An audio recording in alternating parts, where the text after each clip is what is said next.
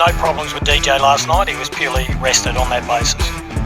If it hadn't been a regular season game, DJ would have played.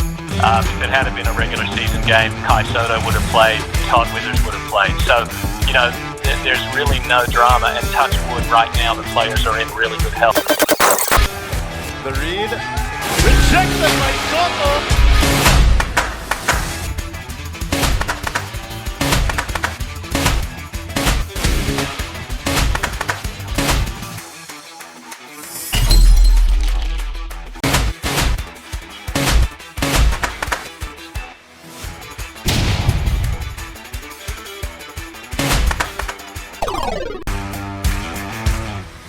Isa na namang kagulat-gulat na araw sa inyong lahat.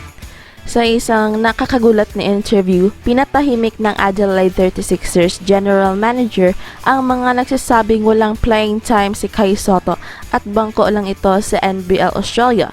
Sinabi mismo ni Jeff Van Groningen, ang General Manager ng Adelaide 36ers, na walang drama ang hindi paglaro ni Sotto and Daniel Johnson against Perth Wildcats, at sinigurado niya that if it was a regular season game ay tsak na naglaro sina Daniel Johnson, Todd Withers at ang Filipino sensation na si Sotto. Pero ano nga bang ibig sabihin nito? Well, yan ang ating pag-uusapan in this video, at pakinggan din natin ang kabuuang interview ng General Manager ng Adelaide 36ers na si Jeff Van Groningen.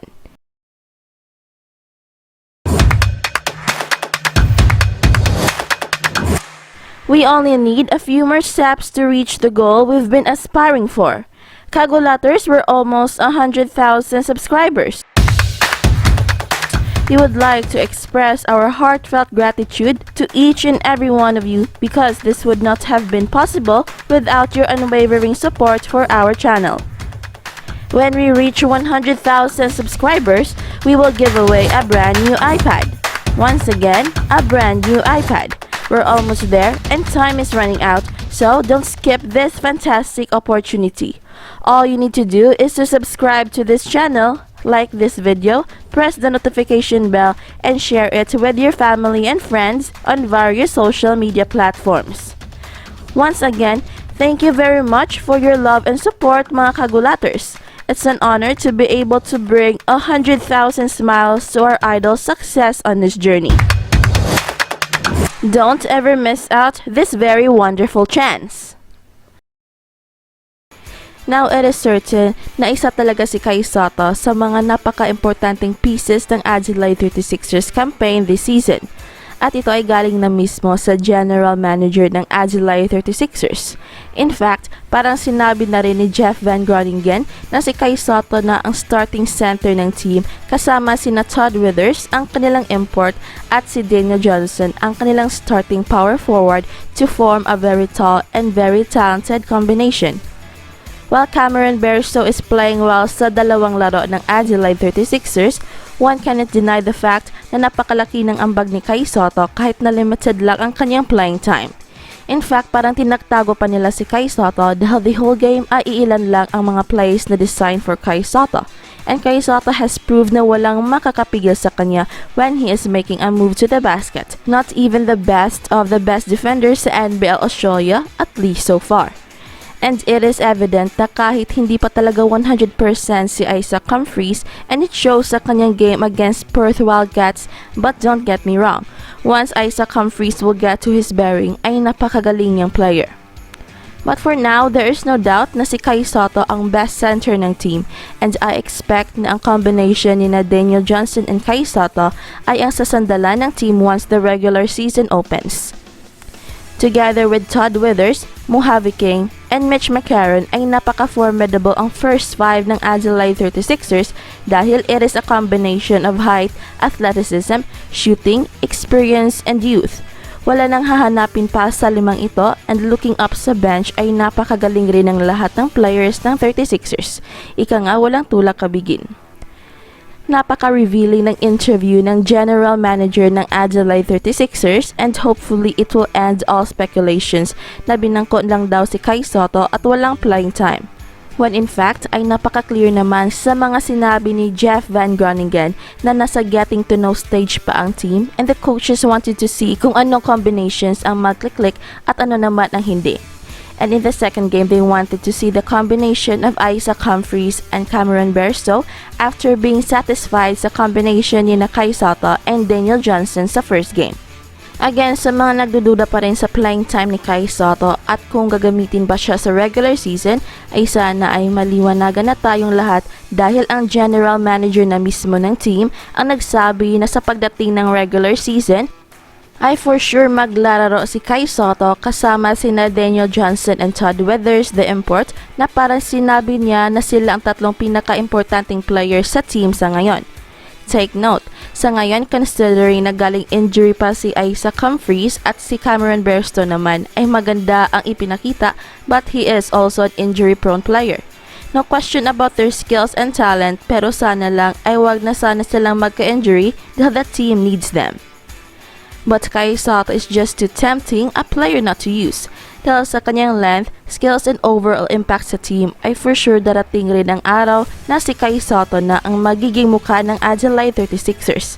It's not an impossible dream dahil sa ngayon pa lang ay napakaingay na ng pangalan ni Kai Sotto sa NBL thanks to the Filipino fans na grabe ang pinapakitang support para kay Kai Sotto. And to think na ito isang preseason game pa lamang ay napaka-scary ito. How much more kapag sa regular seasons na when every basket counts. In other words, ay walang nangyari na binangko si Kai Sotto sa kanilang game sa NBL Blitz preseason tournament.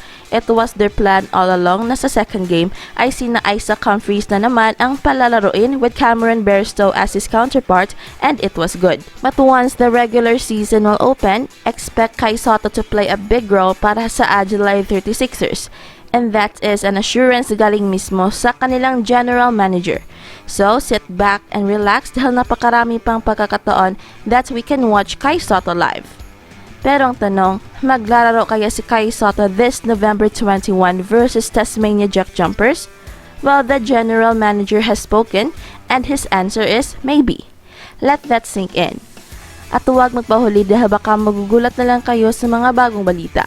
At kung nagugustuhan nyo ang ating channel ay huwag kalimutang pindutin ang like and subscribe button at pati na rin ang notification bell upang updated kayo sa mga nakakagulat na balita. Salamat and see you around! The aim for us right now is about getting to know, what CJ's installing as a system on both ends of the floor. Also, a huge emphasis right now on getting good time management into Isaac Humphries as he comes back from that tough year last year, and getting to know the new players like Kai Sotto, the Filipino sensation. We've got, Manny Malou is new, Tad Duvelmeyer Jr. is new, Mitch McCarron is new as a leader, and even though he's a very well-known NBL player. So our agenda in this tournament is get ourselves right.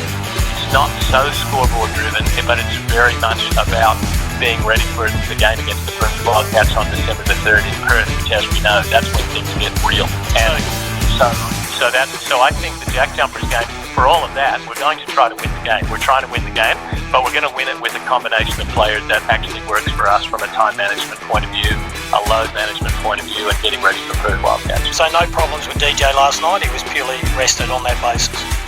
If it had been a regular season game, DJ would have played.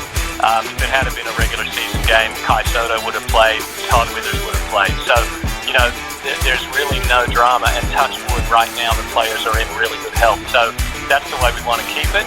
But it also does give us the chance to get to know guys. Cam Bairstow is a guy that's played 2 years in the NBA, and we picked him up very late in this off-season, and I think he's a really, really good recruit for us. Cam needs a chance to actually be out there with a new group of guys so that the guys get to know how he plays. He's a really good player. And so to roll in might have been a bit of a sort of, what are we doing here if we hadn't had these 5 games? But in these 5 games, we get a chance to really get some miles under the legs of Cam with this group. So, that's a really good example. And with DJ out last night and Kai Sotto out last night, a lot of it fell to Cam Bairstow and a lot of it fell to Isaac Humphries, which is exactly the way we wanted it last night. Jeff, it's always interesting when you get a new coach. We all go looking to see what it's going to bring, what he's going to stand for, what he's going to represent with his team, what his playbook is all about. CJ made it very clear when he was announced as the Sixers coach that he wanted to entertain. How do you define entertain under CJ Bruton? So CJ Bruton is basketball royalty, the son of Cal Bruton, who was one of the original entertainers in the game. And then CJ went on and much like Gary and Gary Sr. and Gary Jr., you look at a guy coming through and say, how could that son possibly end up being as good or better? And the debate starts about, is he going to be anywhere near that player? And at the end of the career, you look at it and you say, heck, he might have surpassed his dad. That's the trajectory for those that may not be so into basketball but are into the AFL. That's the route. Okay, so Cal Sr. was just a sensation as a player, but also was a huge building block in this league. He actually was one of 3 or 4 guys. I would say Gaze and Loggins were 2 others that spring to mind, and obviously there were some great players here in Adelaide.